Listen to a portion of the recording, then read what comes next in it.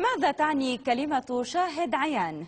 تلك التي اعتمدتها وسائل الإعلام المغرضة لبث سمومها ضد سوريا. ومعنا من درعا شاهد العيان علي، ما الذي يحدث في درعا وكيف هو الوضع؟ نعتذر من كل شهود العيان الذين حللنا شهاداتهم كاشفين زيفها.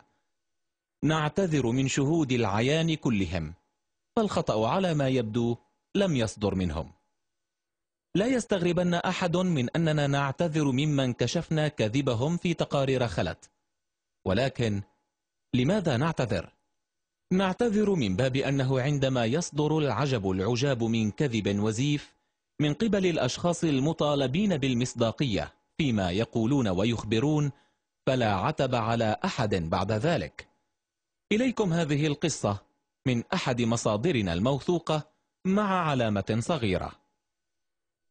أحد مراسلي قناة العربية المدعو جيم عين، وأحد مراسلي قناة فرانس 24 المدعو حاء حاء، كانا في سيارة واحدة خلال أحد أيام درعا التي باتت معروفة، وكان الاثنان موجودان في مكان خارج المحافظة عندما أجريا اتصالا، كل منهما مع محطته، وكل منهما أدى واجبه على أتم وجه عندما أمد محطته بأخبار تازة وسخنة عن أحداث على أنها تجري في درعا وهما خارج المحافظة أصلا.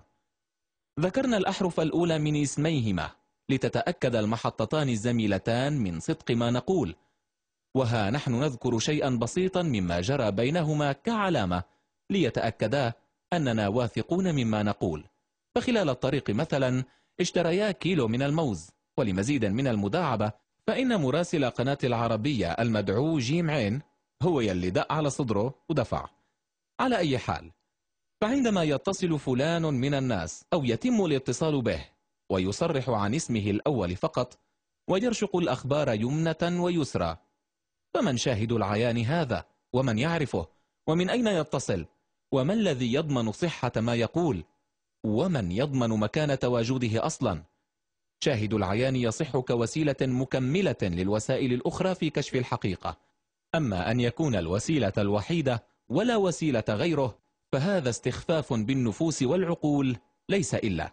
ومنذ الآن بات كل شاهد عيان يمر على شاشات هؤلاء يكشف سلفا عن كذب الخبر التالي: رفعت الأقلام وجفت الصحف.